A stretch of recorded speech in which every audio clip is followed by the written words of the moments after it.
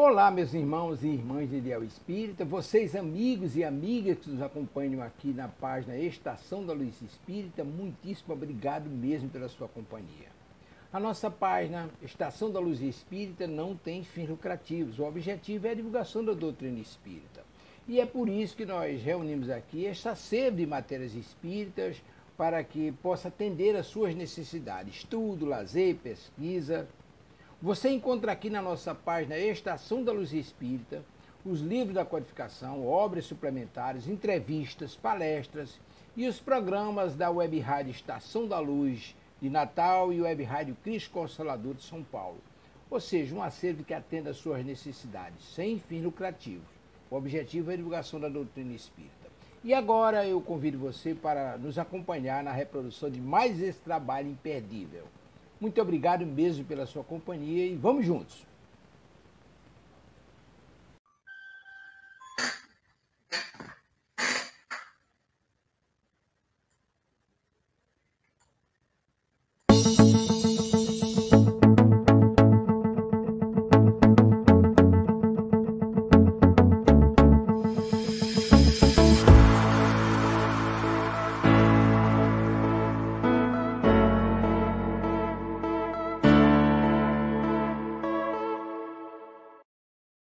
Olá, amigas e amigos de Ideal Espírita.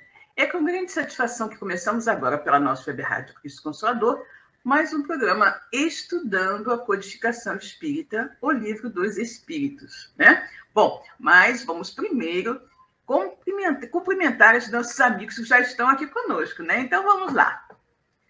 Nossa querida Maria de Fátima Enes, boa tarde, Silvia, a todos, irmãos de Ideal Espírita, que tenhamos um estudo proveitoso. Com certeza, querida, com certeza. Miriam Becker, boa tarde, Silvia, a todos. Oi, Miriam, boa tarde, querida. Que bom que você está aqui, né? Muito bem. Como nós sempre fazemos, né? Antes de propriamente iniciar o nosso programa, nós fazemos uma prece, pedindo aos queridos amigos espirituais que nos auxiliem na realização de mais esse programa, né? Então, convidamos a todos que já estão aqui conosco e aqueles que irão nos assistir mais tarde através do vídeo que ficará disponibilizado em nosso canal no YouTube, para que elevem seu pensamento a Deus e, junto conosco, façam esta pequenina prece. Ok? Então, vamos orar. Deus, Pai de infinita bondade, misericórdia e justiça. Jesus, nosso querido amigo, nosso mestre, guia e modelo de todos nós. Queridos amigos espirituais que estão aqui conosco nesta tarde para nos orientar, nos intuir e nos auxiliar na realização de mais um programa da Web Rádio Cristo Consolador. Muito obrigada pela presença amiga. Obrigada, sobretudo, pela luz da doutrina espírita que ilumina as nossas vidas. Que todos nós que estamos recebendo tanto dessa doutrina de amor e luz, que nós possamos bem aproveitar estas orientações, esses conselhos, esses ensinamentos, para nos tornarmos pessoas melhores. E assim, em nome de Deus, de Jesus, de toda essa espiritualidade amiga que nos conduz, está no ar, pela nossa Web Rádio Cristo Consolador, mais um programa Estudando a Codificação Espírita, o Livro dos Espíritos. Muito bem, nós hoje vamos dar prosseguimento ao nosso estudo da semana passada. Na semana passada, nós estamos abordando o item 5, idiotismo e loucura. E hoje nós iremos concluir, não é, esse nosso estudo. Vamos, então, pegar os nossos livrinhos, né?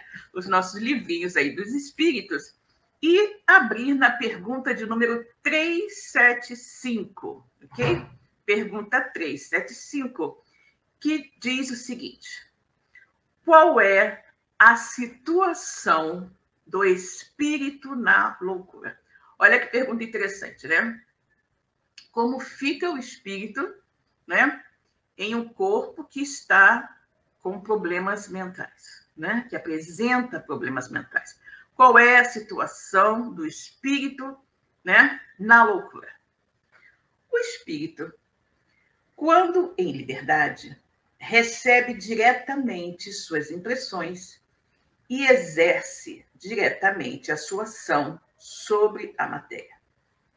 Quando ele está em liberdade, né? Ou seja, quando ele não está subjugado pelo corpo físico, né? Que, de certa forma, o restringe bastante, né? O espírito, quando em liberdade, recebe diretamente suas impressões e exerce diretamente a sua ação sobre a matéria. Mas, encarnado, encontra-se em condições totalmente diferentes e na contingência de não o fazer senão com a ajuda de órgãos especiais. Que uma parte ou conjunto desses órgãos sejam alterados e a sua ação ou suas impressões no que respeita a esses órgãos ficam interrompidas. Olha que interessante, né?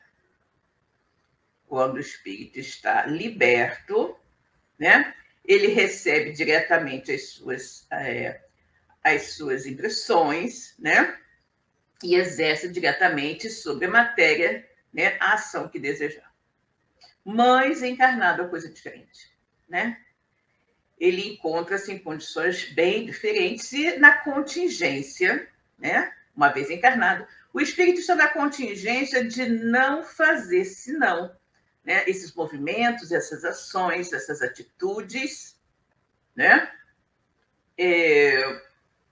de acordo, né, com a ajuda dos órgãos especiais. Por exemplo, só vê com os olhos, só ouve com o ouvido, só fala com a boca, só raciocina com o cérebro, se o cérebro carnal for bom, né, estiver em condições. Que uma parte ou o conjunto desses órgãos sejam alterados e a sua ação ou suas impressões, no que respeita a esses órgãos, ficam interrompidas. Se ele perde os olhos, fica cego. Sem os ouvidos, fica surdo, etc. Imagina agora se o órgão que preside os efeitos da inteligência e da vontade for parcial ou inteiramente atacado ou modificado. E fácil se será compreender que o espírito, só tendo então a seu serviço órgãos incompletos ou alterados, deve entrar numa perturbação de que por si mesmo e no seu foro íntimo tem perfeita consciência, mas cujo curso já não pode deter. Exatamente. Então, o espírito que habita determinado corpo, ele não tem, o espírito em si não tem problemas. Ele não é cego, ele não é surdo, ele não é mudo, ele não tem deficiência mental. Porém, o corpo do qual ele fará uso tem. E quando esse corpo tem deficiência na região dos olhos, na região do ouvido, na região da fala, o espírito não vai conseguir se manifestar porque os instrumentos que ele tem para isso estão danificados. A mesma coisa com relação ao cérebro. O espírito não vai poder se utilizar daquele cérebro que está em desarranjo, e isso vai deixar em perturbação, né?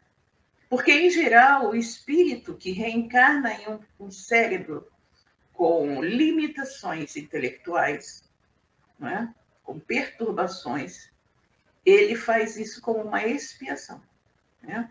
Como uma expiação por, numa vida anterior, ele ter usado mal a sua inteligência, né? Então, imagina um espírito que está, né, muito inteligente, que está dentro, né, que está se utilizando, que recebe como instrumento para uma nova reencarnação, um corpo cujo cérebro não tem capacidade de entender, de raciocinar, de coisa alguma, né? O espírito fica bastante, digamos assim, perturbado, né? Fica bastante perturbado com isso. E aí temos a pergunta 375A. É então sempre o corpo e não o espírito o desorganizado? É o corpo e não o espírito o desorganizado? Ou seja, o que está impossibilitando a comunicação, ou seja, quem é doente mental, quem sofre qualquer limitação, quem tem limitação, é o corpo físico, o instrumento, né, do qual o espírito vai se servir. Né? É como um grande pianista, né? Um grande pianista que não pode tocar com perfeição porque tem um piano danificado. Né? Como ele vai se expressar? O piano não funciona. Né? O piano está desafinado, o piano faltam teclas, coisas assim. Como ele vai tocar se faltam os instrumentos necessários para isso? Né? Então, sempre o corpo e não o espírito, o desorganizado? Sim. Mas é necessário não perder de vista que, da mesma maneira que o espírito age sobre a matéria, esta reage sobre ele numa certa medida. E que o espírito pode encontrar-se momentaneamente impressionado pela alteração dos órgãos através dos quais se manifesta e recebe as suas impressões. Pode acontecer que, com o tempo, quando a loucura durou bastante, a repetição dos mesmos atos acabe por exercer sobre o espírito uma influência da qual ele não se livrará senão depois de sua completa separação de toda impressão material. Isso explica, né, embora nós tenhamos dito e nós saibamos que o espírito, por exemplo, não é cego, o espírito não é surdo, o espírito não é mudo e o espírito não tem deficiência mental. Os amigos espirituais aqui nos explicam que, da mesma forma que o espírito age sobre a matéria também vai agir sobre o espírito. Então, o espírito que permaneceu muito tempo encarnado em um corpo no qual era cego ou com deficiência mental, quando ele desencarnar, muito provavelmente ele não vai de imediato recuperar a sua lucidez ou a sua visão. Ele vai continuar com aquela mesma impressão da cegueira, da surdez, da mudez ou da idiotia. Né? Então, vai ser necessário todo um processo de readaptação daquele espírito, né? Para que ele compreenda que ele não mais está naquela situação, que ele não mais tem aquelas limitações e que as limitações eram exclusivamente do seu corpo físico. Ou seja, quando a separação do espírito daquele corpo se der totalmente e ele efetivamente assumir a sua nova posição de espírito liberto, ele vai conseguir se desvencilhar disso. É por isso que muitas vezes nós vemos, né, em relatos da literatura espírita, espíritos que desencarnam e, quando encarnados, tinham algum tipo de limitação e chegam ao plano espiritual ainda conservando os mesmos problemas, né? E eles precisam de tratamento, de ajuda, né, dos bons amigos espirituais para que eles possam se desvencilhar daquelas impressões. Nós vamos nos lembrar do caso muito conhecido da Valéria, né? A Valéria, que é aquela moça amiguinha do Chico Xavier, que tinha sérias limitações, ela não falava, né? Ela não tinha entendimento, muitas coisas assim. Chico, por muito tempo, visitava a Valéria, né? E tentava que ela falasse a palavra Jesus, pelo menos, porque ela não falava, né? E aí, depois de muito, muito tempo, Valéria consegue, né, balbuciar e falar alguma coisa como Jesus, né? Alguma coisa assim. E Chico fica muito feliz e chama a mãe dela e diz: ela está falando Jesus e tudo mais. A Valéria veio a desencarnar tempos depois, né? Não sei quanto tempo depois. Chico está doente, recebe em seu quarto de enfermo diversas visitas, né, de espíritos e dentre eles uma moça muito bonita, né? Uma moça muito bonita que vai visitar Chico, mas ele não sabe quem é, né? E ela pergunta: você não está me reconhecendo, Chico? Ele diz: desculpe-me, mas não estou. E aí ela simplesmente fala Juju. Quando ela fala, Chico entende imediatamente que era, né, que era a Valéria que estava ali. E ele fica muito surpreso, porque ela estava lindíssima e, obviamente, falando e com todas as suas faculdades mentais plenas, né? Então, isso que acontece. Quanto tempo demorou para a Valéria adquirir de novo a sua forma, né, mais bela e a sua capacidade de raciocínio? Não sabemos, mas que o espírito recupera, né? Vamos aqui cumprimentar Maria Cláudia, que está aqui conosco. Oi, Claudinha. Boa tarde, a Silvia, aos amigos de Deus Espírito. Boa tarde, querida. Que bom que você está aqui, né? Bom, vejamos agora, né, a explicação que o Djalma Santos e a Ana Maria nos trazem, né, o comentário deles a respeito dessa pergunta. Em caso de loucura, ou mesmo outros tipos de distonias mentais, o espírito continua com suas potencialidades adquiridas em outras existências, mas não pode exercitá-las porque os órgãos físicos estão atrofiados devido aos comprometimentos no campo do mal, ficando assim impossibilitado de agir com razão ou juízo. Mesmo sabendo tudo o que ocorre ao seu redor, e isso pode se dar, né? Ele tem consciência de tudo que ocorre ao redor dele, mas ele não pode reagir, né? Ele não tem capacidade para isso, né? Isso pode se dar de uma forma parcial ou total, sempre no cérebro, que é o órgão físico que preside as manifestações da inteligência, né? Então, aquilo que nós falamos, né? Você é um excelente pianista, mas se você tem um piano ruim, você não consegue demonstrar os seus conhecimentos, né? Exatamente assim. E aí vamos continuar. Pergunta 376. Qual a razão por que a loucura leva algumas vezes ao suicídio? Olha que pergunta interessante de Kardec. Qual a razão por que a loucura leva algumas vezes ao suicídio? E os amigos espirituais respondem o seguinte: o espírito sofre pelo constrangimento a que está submetido e pela impotência de manifestar-se livremente. Por isso, busca libertar-se por intermédio da morte. E aí nós vamos observar, não é, um espírito bastante rebelde, né? Um espírito bastante rebelde, que renasceu em um corpo com essas limitações, né? Um corpo com essas limitações e acaba, né? Acaba provocando a sua morte para fugir daquela limitação, né? Porque normalmente, vamos imaginar, uma pessoa que está,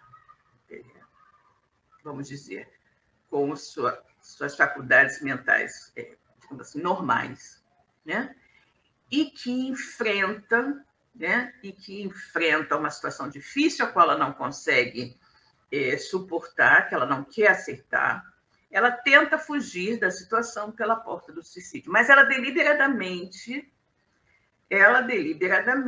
buscou aquilo, ela tomou a decisão, né? Mas e quando a pessoa é mentalmente desequilibrada, quando ela não sabe o que faz? Como ela chega a fazer essas coisas, né?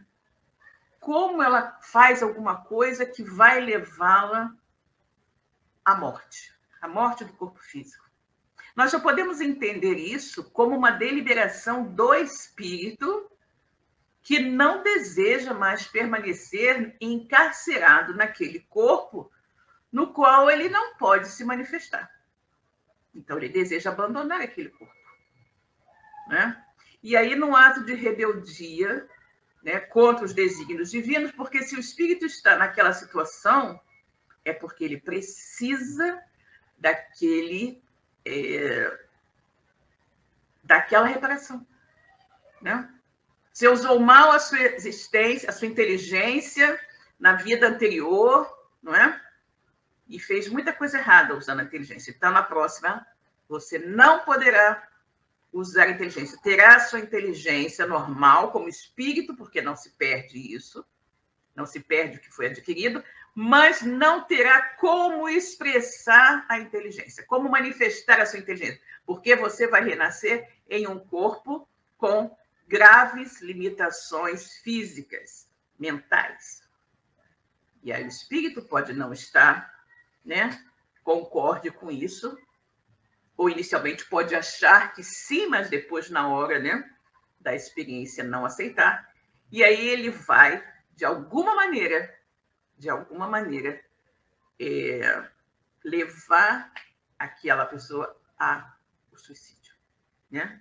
Para se libertar. Então, é justamente o que os amigos espirituais explicam, né? O espírito sofre pelo constrangimento a que está submetido e pela impotência de manifestar-se livremente. Por isso, busca libertar-se por intermédio da morte.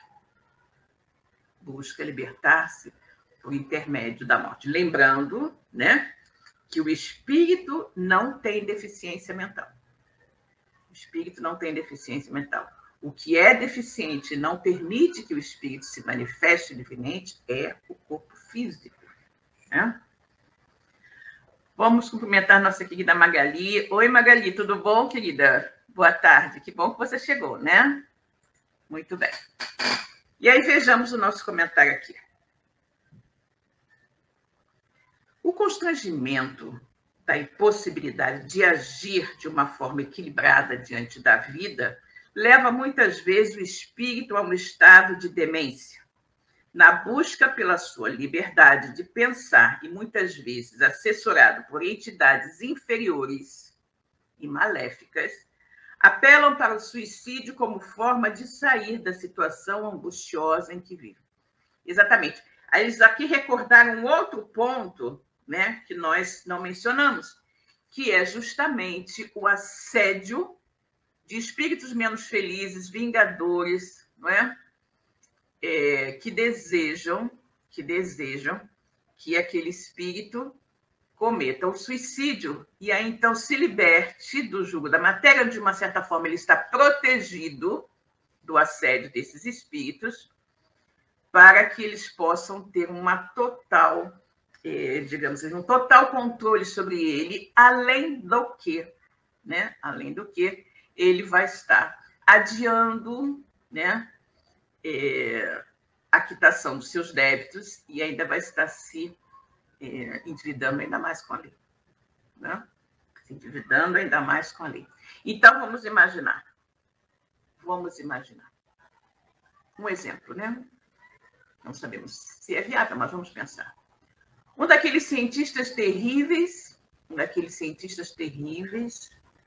que durante a Segunda Guerra Mundial, aqueles cientistas nazistas que durante a Segunda Guerra Mundial fizeram experiências terríveis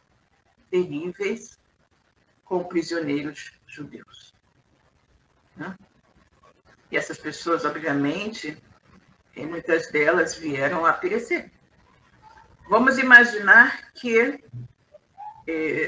muitos desses espíritos não tenham perdoado, não é? E que desejem algum tipo de desforra com relação a esses cientistas nazistas, ora reencarnados em outro corpo e na situação de terem reencarnado em corpos com deficiências mentais, né? O assédio desses espíritos cobradores pode perfeitamente aumentar o desejo daquele espírito se libertar, né? Fugir daquela condição de estar retido em um corpo incapaz de se manifestar livremente, né? Então, nós vamos ter ali a influência dos espíritos obsessores e vamos ter, naturalmente, a vontade do espírito, porque nós sabemos que, por maior que seja a influência de obsessores, a nossa vontade ela é maior, né? Nós podemos ceder ou não ceder à influenciação de espíritos menos felizes, né? Então, se esse espírito que está em um corpo com deficiência mental ceder, né? Ceder aquelas induções ao suicídio, né? Ele estará, de uma certa forma, não é? Cometendo mais um erro, embora gente saiba, com a atenuante do processo obsessivo, né? Processo obsessivo. Mas é uma atitude do espírito, né? Uma atitude do espírito, como nós vimos. Porque, como a gente já estudou, o corpo é mentalmente deficiente, mas o espírito não. Então, vejamos lá. Questão 377. Após a morte, o espírito se ressente da perturbação de suas faculdades? Após a morte, o espírito se ressente da perturbação de suas faculdades? E aí os amigos espirituais dizem o seguinte: ele pode ressentir-se durante algum tempo, até que esteja completamente desligado da matéria, como o homem que, ao acordar, se ressente por algum tempo da perturbação em que o sono o mergulhar. É aquilo que nós explicamos, né? Que, eventualmente, um espírito que tem algum tipo de limitação quando é encarnado, aquela limitação vai influenciar fortemente o espírito, né? Em virtude, de repente, do número de anos em que ele viveu com aquela limitação. E aí, quando o espírito desencarna, ele ainda vai estar sob o efeito daquela limitação, ainda vai estar com alguma perturbação, não é? Então, até que ele esteja completamente desligado da matéria e cônscio de si mesmo, ele ainda pode apresentar, né, essas limitações. Então, o que ele está colocando aqui, né? A pergunta é: o espírito se ressente da perturbação de suas faculdades?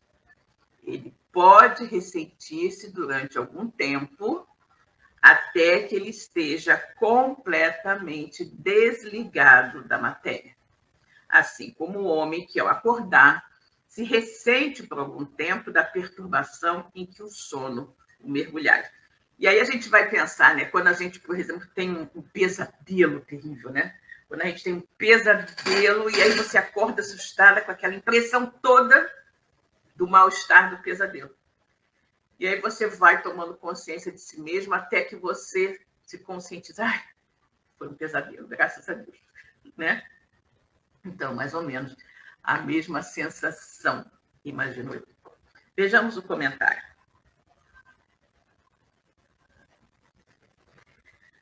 Depois da morte, o espírito do alienado se ressente do desarranjo de suas faculdades?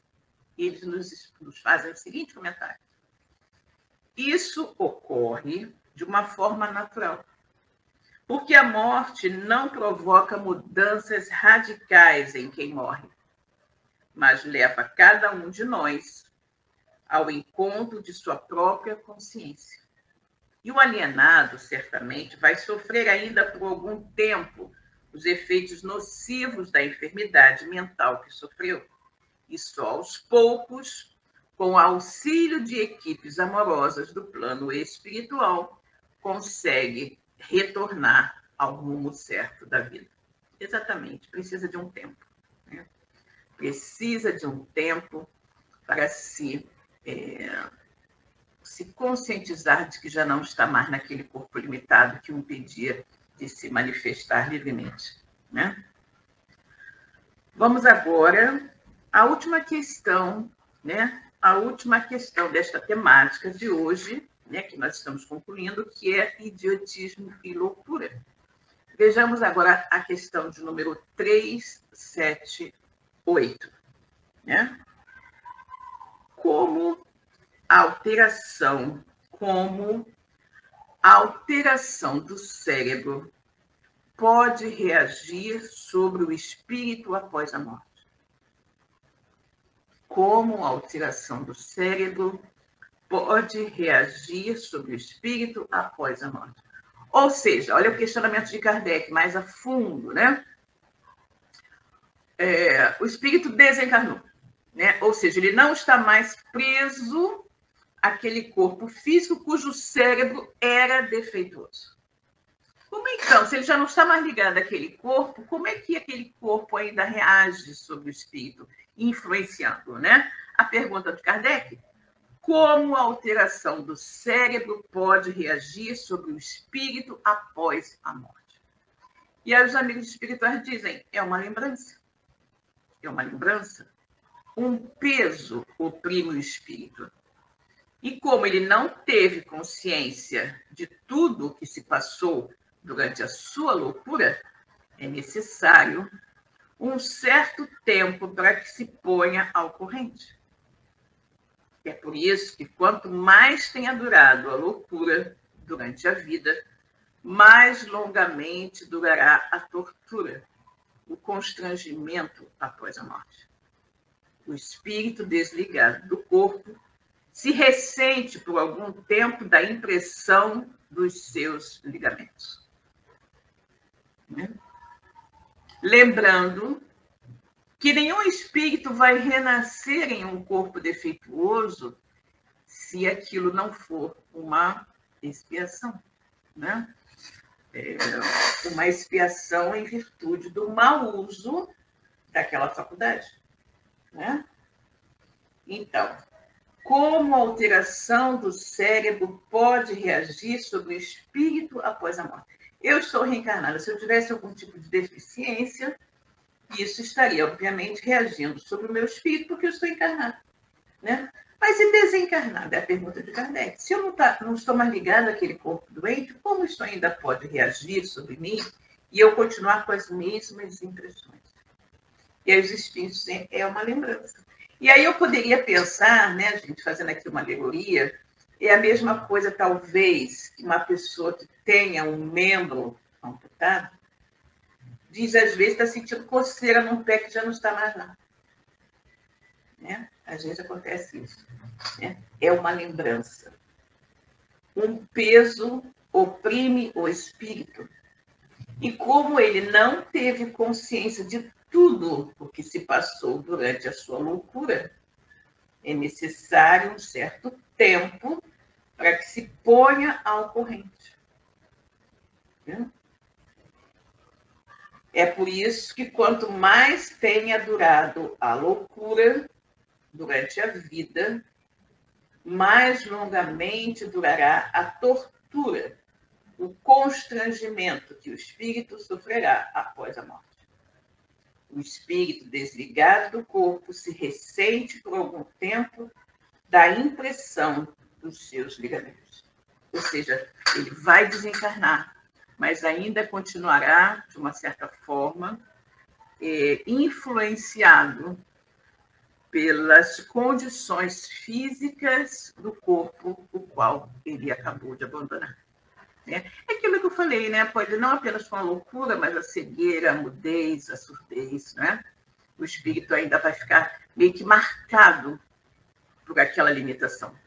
E ele vai receber tratamento, vai receber orientação, vai receber ajuda no plano espiritual para que ele mais rapidamente possa se libertar daquelas impressões.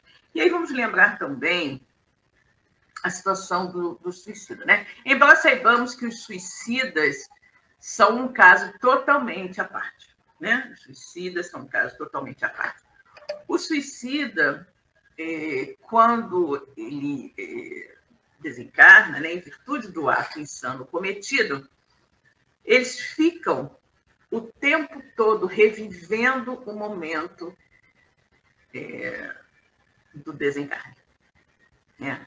Aquela impressão, né, de sufocamento, aquela impressão, de repente, da dor de um tiro na cabeça, coisas assim, né? Do veneno tomado, dependendo do tipo de artifício, de recurso que a pessoa tem utilizado para eliminar o seu corpo físico, ele vai continuar sentindo aquilo por muito tempo. Por muito tempo. E aí é uma outra grande desilusão do suicida, né? As pessoas com ideação suicida, elas acham que estão sofrendo muito e que o melhor realmente é deixar a vida pelo suicídio. Elas pensam, mas vai doer? Mas vai doer, vai ser rapidinho e depois acabou. Não, não é assim. Não é assim. Né? A sensação de sufocamento das pessoas que se enforcam, né? A sensação de estar se debatendo, de repente, em águas turbulentas, profundas, sem conseguir respirar, aquela coisa da pessoa que voluntariamente se joga em águas profundas para se afogar, não é? ou alguém que deu um tiro no peito, ou que seja, não passa. Não passa. Nossos estudos do livro Memórias de um Suicida claramente deixam isso, né, bem explícito, ao dizer que os espíritos suicidas eles ficam com uma espécie de cacuete daquele momento derradeiro. Então, se eles se enforcarem, eles ficam o tempo todo tentando puxar a corda, né, do pescoço. Se eles deram um tiro contra si mesmo, eles ficam, de repente, tentando estancar o sangue, tentando que aquela dor passe. Então, esta é mais uma grande ilusão do suicida, ao acreditar que vai ser rapidinho, que a dor que ele vai passar vai ser rápida e depois tudo vai acabar. Não é assim. Esses espíritos passam muito tempo nesta condição, até que possam ser resgatados do Vale dos Suicidas quando já tiverem escoado toda a carga vital, todo o fluido vital que havia em seus corpos no momento do suicídio, para que eles possam, então, ser encaminhados ao Hospital Maria de Nazaré e lá iniciar o tratamento, né? E esse tratamento que se inicia para esses espíritos é logo para que eles parem, que eles esqueçam o momento derradeiro, né? E no livro Memória de um Suicida é dito que os instrutores, os médicos do Hospital Maria de Nazaré induzem esses espíritos a recordarem dos tempos em que eram crianças, né? Dos tempos em que eram crianças e felizes em seus lares e tudo mais. E aí aquela imagem, né, do tempo em que viviam em seus lares felizes substitui, né, aquela imagem recorrente do momento derradeiro da sua morte, né? Exatamente assim. Bom,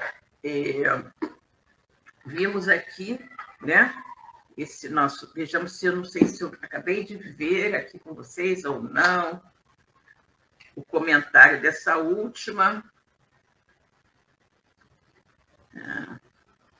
Não, acho que eu não fiz com vocês, não li para vocês o comentário do Djalma e da Ana Maria, não, com relação a essa última, né? Eles dizem o seguinte: as impressões causadas pela doença mental sobre o cérebro físico certamente irão se repercutir no perispírito, que será o novo corpo de apresentação do espírito no além. E os efeitos residuais farão que o tempo de duração da enfermidade na Terra seja praticamente o mesmo de espera para a recuperação do estado de loucura, né? Nós acreditamos que isso aqui vai variar de espírito para espírito, né? De espírito para espírito, né? Não necessariamente se uma pessoa passou 60 anos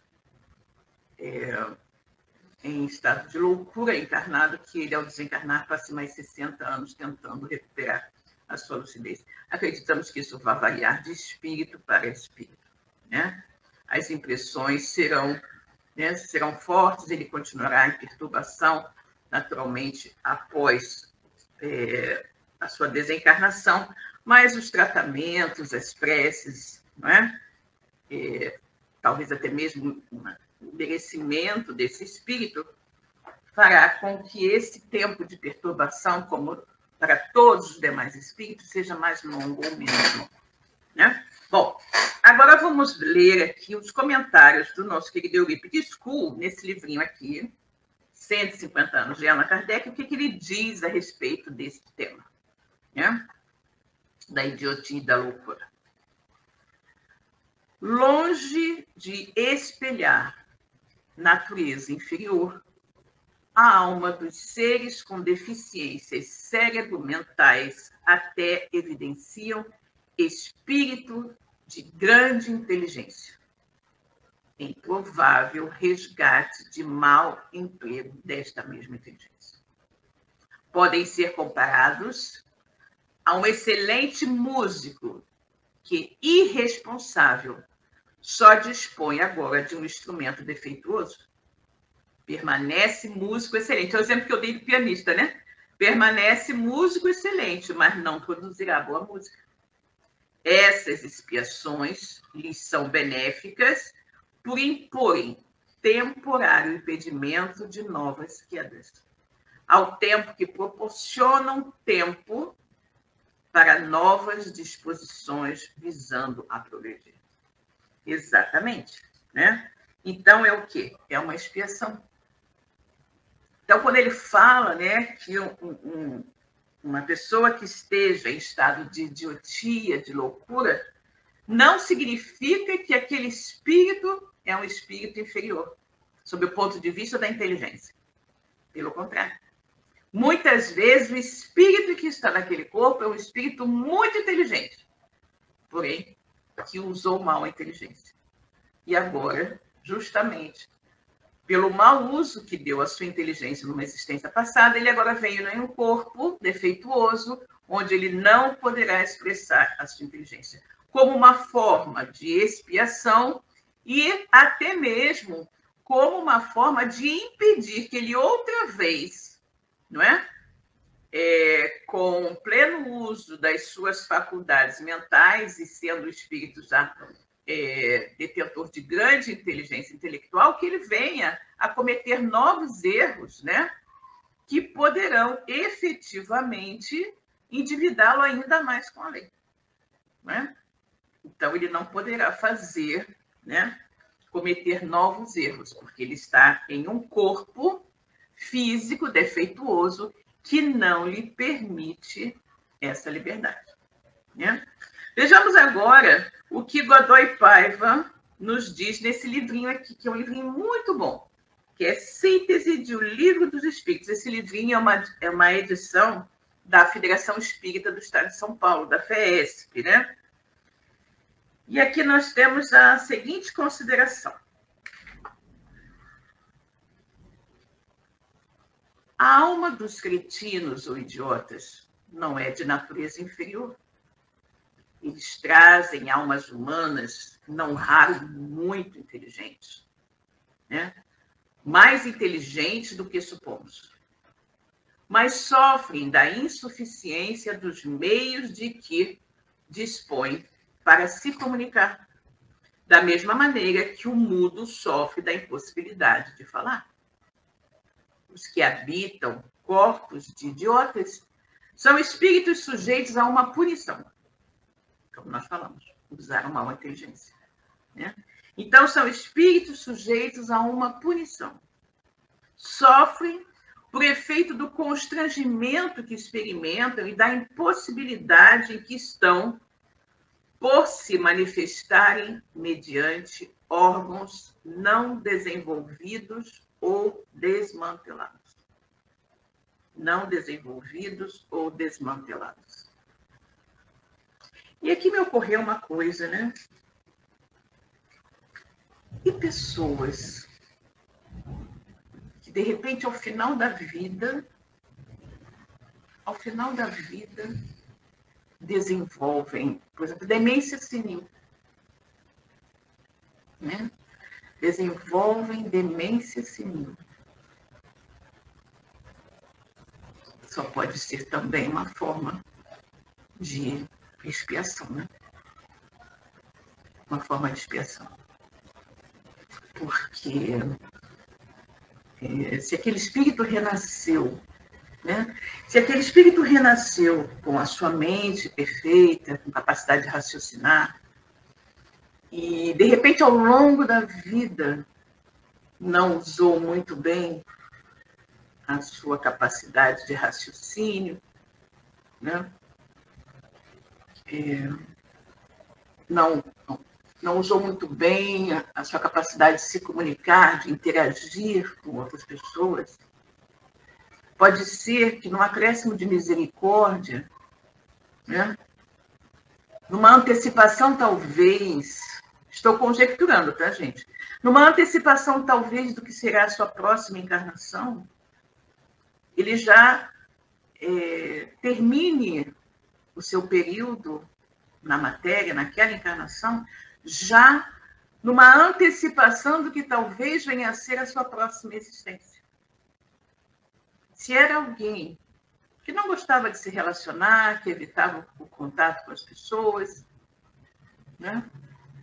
Que não usou bem a sua inteligência para fazer o bem, né? Para consolar as pessoas, mas, ao contrário, de repente, para criar situações de desentendimento, né?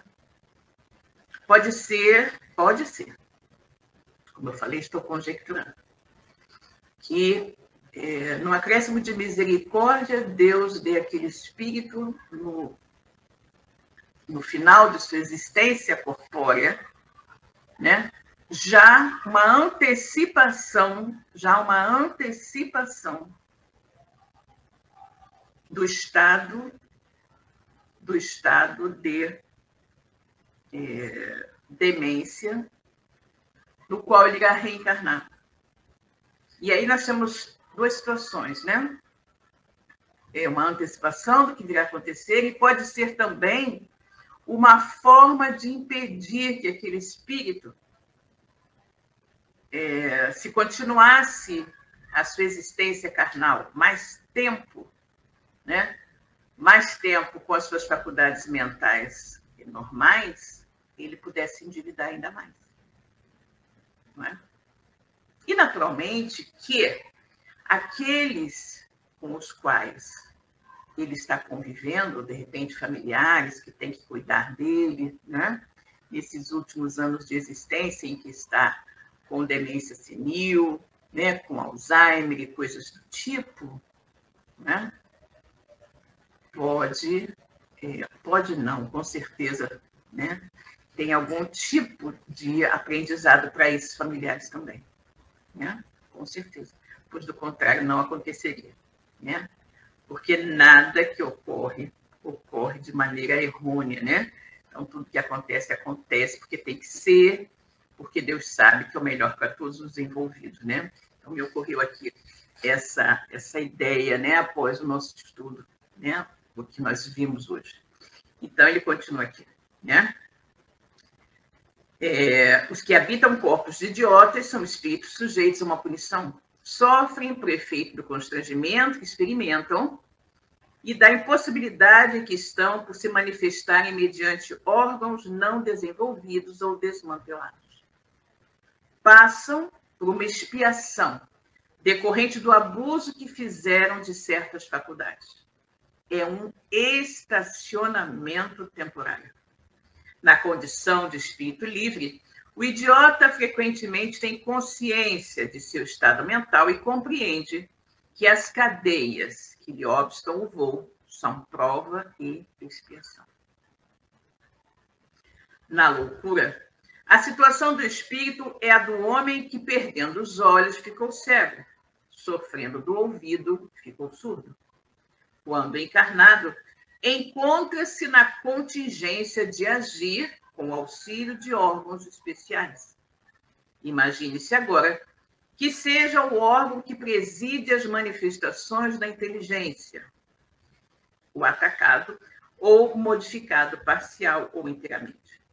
Compreende-se, então, que uma perturbação resultará de que ele, por si mesmo e no seu foro íntimo, tem perfeita consciência, mas cujo curso não lhe está nas mãos de Deus. Né? Ou seja, o espírito tem consciência de que está encarnado em um corpo com a mente perturbada, com o cérebro danificado, por isso não pode se manifestar livremente. Né? Ele tem essa consciência, mas não pode fazer nada. Né? Neste caso, o desorganizado é o corpo e não o espírito. Porque assim como o espírito atua sobre a matéria, também a matéria reage sobre o espírito. Né? Eu acho esse livrinho maravilhoso, gente. É um livrinho maravilhoso que nos dá uma síntese muito, muito precisa, né, dos ensinamentos do Livro dos Espíritos. Né? Eu acho que é valioso, a gente vai ter esse livrinho junto conosco para sempre estar lendo, estudando e adquirindo mais e mais os conceitos, né? Absorvendo mais e mais os conceitos existentes na doutrina dos Espíritos, no Livro dos Espíritos. Né? Bom, pessoal, chegamos então ao final do nosso programa de hoje Espero que vocês tenham gostado de tudo que nós comentamos, né? De tudo que nós estudamos na tarde de hoje. Que tenham um ótimo final de semana e que na próxima semana estejam aqui conosco, né?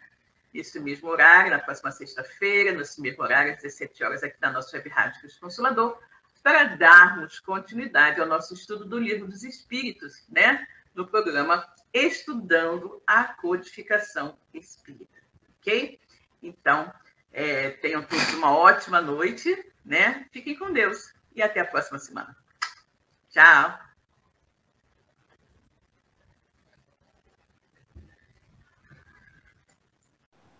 Chegamos ao final da nossa atividade. Muitíssimo obrigado mesmo pela sua companhia e espero você no próximo evento.